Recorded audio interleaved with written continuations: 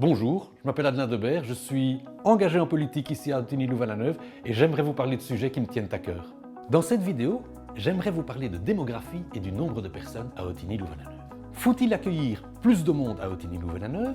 Si oui, dans quelles conditions et comment s'y prendre? En tout cas, ce qu'on constate, c'est que depuis quelques années, il y a un plateau qui est atteint autour de 31 500 habitants. La deuxième chose, c'est si on ne prend que les gens d'Ottignies-Louvain-la-Neuve, on constate que la dynamique est plutôt à la baisse en fonction des naissances et des décès. Cela me semble aberrant de raisonner ainsi. D'abord, si effectivement le nombre de logements ne bouge pas, il y aura, avec la dynamique des décès et des naissances, une baisse de la population, c'est un fait. Et la deuxième chose, c'est qu'Ottignies-Louvain-la-Neuve est une ville en mouvement. Il y a des personnes qui viennent, des personnes qui s'en vont. On le constate lors des jubilaires. Il y a très peu de jubilaires, proportionnellement, qui sont exclusivement d'origine d'Ottignies-Louvain-la-Neuve.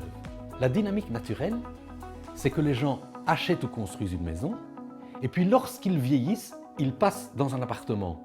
Et cette dynamique-là est très lente pour le renouvellement des familles.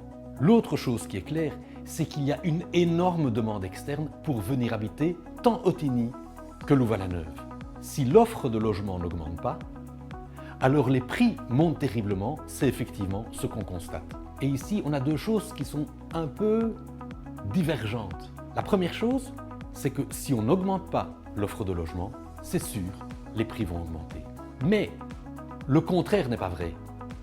Si on augmente l'offre de logement, ça ne va pas nécessairement faire diminuer le prix. Pour que le prix baisse, il faut que les pouvoirs publics régulent, c'est-à-dire soit mettre des logements publics à disposition, soit fassent des CLT, Community Land Trust. Bref, ils doivent s'impliquer.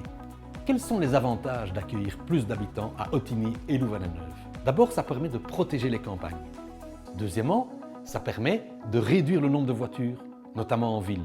Troisièmement, ça permet de réduire la quantité de CO2 émise, ce qui protège la nature. Ça permet aussi d'avoir une population diversifiée et d'accueillir des enfants qui peuvent aller du coup à pied à leurs écoles, par exemple. Enfin, nous avons un cadre réglementaire qui permet d'accueillir plus d'habitants. Ça veut dire que si nous le refusons, nous nous mettons en contradiction avec toute une série de règlements. À quelles conditions faut-il les accueillir? Bien sûr, le but n'est pas d'accueillir ici tous les habitants de la planète. Mais par contre, les habitants qui viendront, il faut qu'ils contribuent à la sauvegarde de la planète.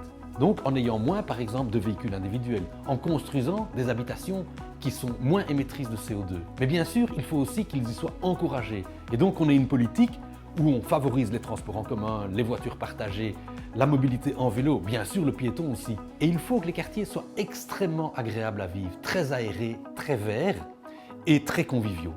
Ne pensez-vous pas que dans le débat sur le nombre d'habitants à accueillir, il y a toute une série d'arguments qui nous obligent à être nuancés? Êtes-vous d'accord avec les conditions que j'ai exposées? Et enfin, qui doit être impliqué dans le débat? Les habitants actuels? Les habitants futurs? Les générations futures?